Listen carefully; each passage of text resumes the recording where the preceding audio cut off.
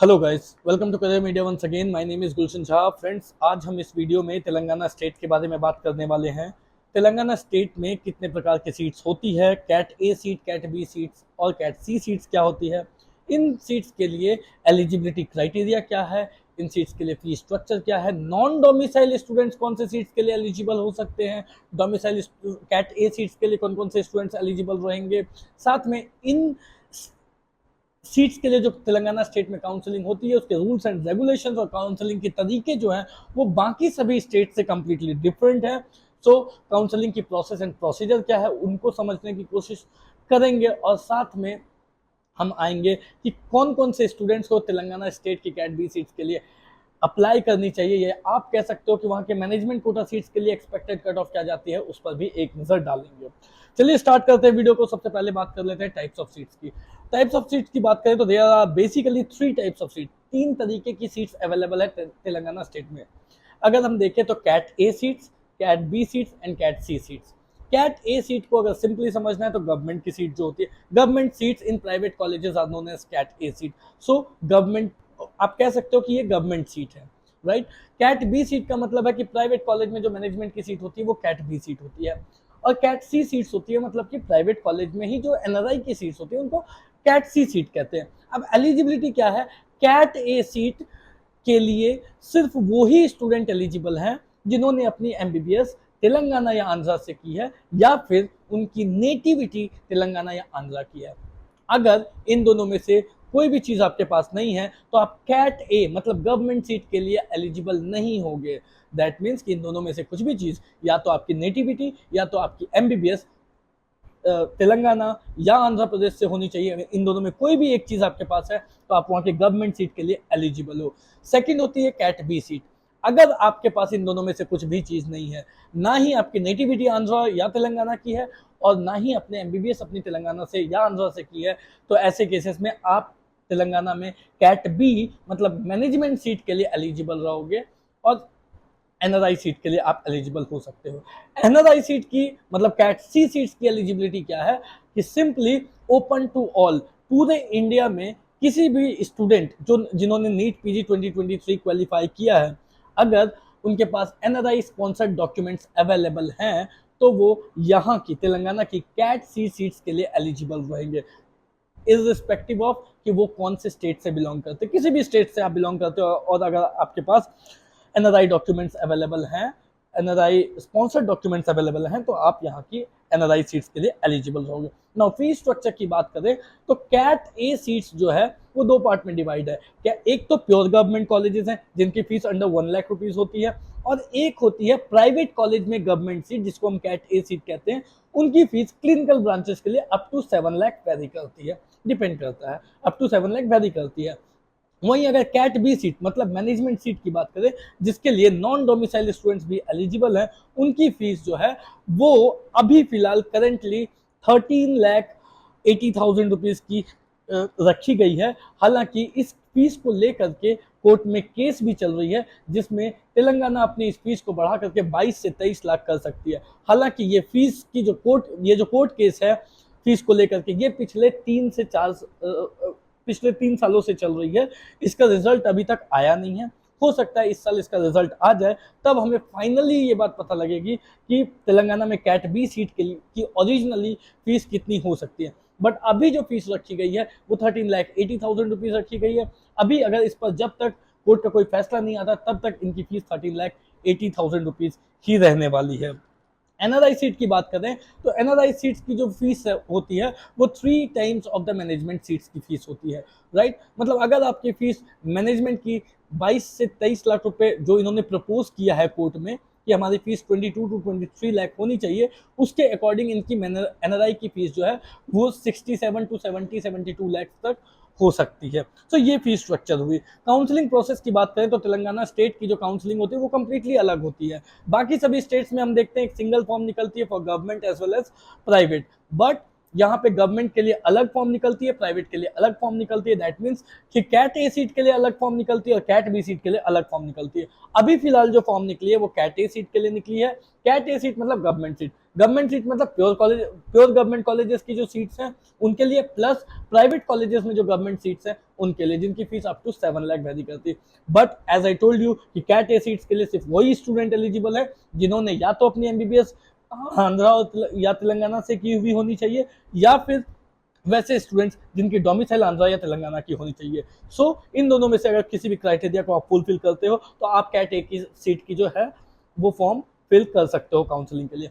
अब अगर बात करें कैट बी सीट के लिए, तो कैट बी सीट की जो फॉर्म रजिस्ट्रेशन और नोटिफिकेशन आती है या फिर प्रोस्पेक्टस आती है वो कंप्लीटली सेपरेटली आती है। अभी जो आई है प्रोस्पेक्टस या रजिस्ट्रेशन जो स्टार्ट हुई है वो सेपरेटली सिर्फ कैट ए सीट के लिए हुई है, बट कैट बी और कैट सी सीट्स के लिए जो प्रोस्पेक्टस आएगी या फिर रजिस्ट्रेशन स्टार्ट होगी वो सेपरेटली होगी।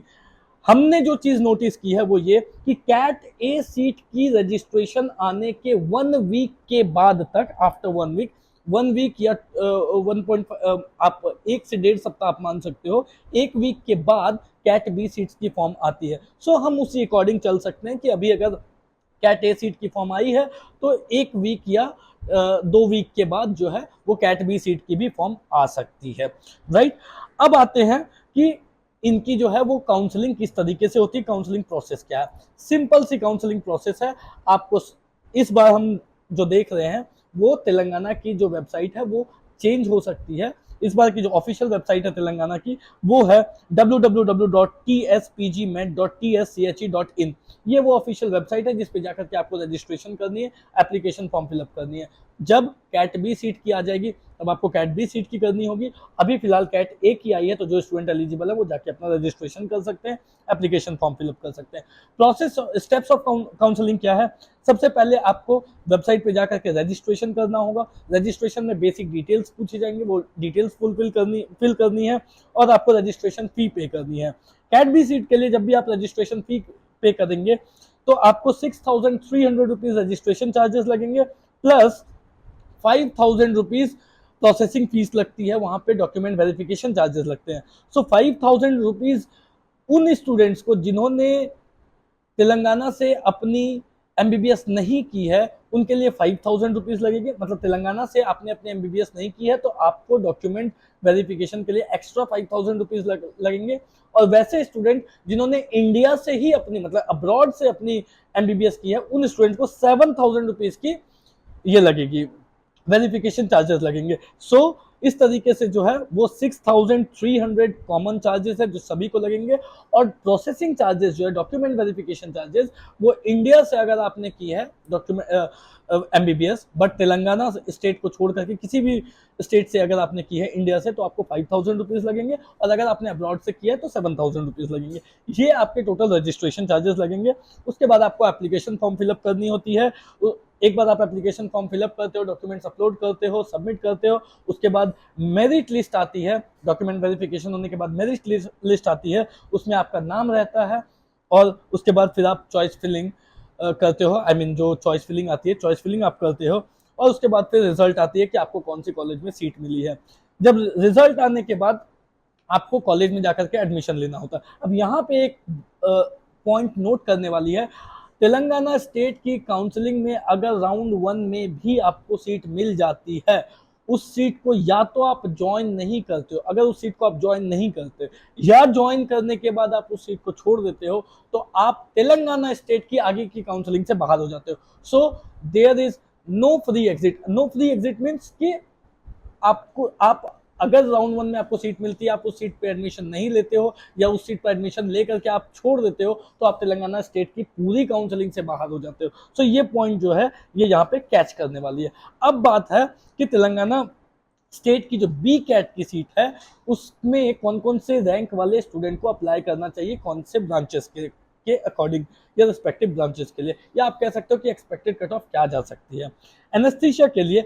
अब तेलंगाना स्टेट की जब बी कैट की बात करते हैं तो एक तो नॉर्मल सीट है और एक मुस्लिम मिनॉरिटी भी सीट है। मुस्लिम मिनॉरिटी सीट्स के लिए आप किसी भी स्टेट से बिलोंग करते हो बट आपके पास मिनॉरिटी, अगर आप मुस्लिम मिनॉरिटी में आते हो तो आपको यहाँ इस स्टेट में, तेलंगाना में मुस्लिम मिनॉरिटी सीट के लिए आप अप्लाई कर सकते हो। इट्स सिंपली एज यूपी की तरह है कि यूपी में जो मिनॉरिटी सीट्स हैं उनके लिए आप किसी भी स्टेट से बिलोंग करते हो तो आप मिनॉरिटी सीट्स के लिए अप्लाई कर सकते हो। सिमिलरली तेलंगाना में भी जो मिनॉरिटी कॉलेजेस हैं जैसे शादान है या डेक्कन है, तो उन कॉलेजेस में जो मिनॉरिटी सीट्स है उसके लिए कोई भी किसी भी स्टेट के मुस्लिम मिनॉरिटी में आने वाले कैंडिडेट अप्लाई कर सकते हैं।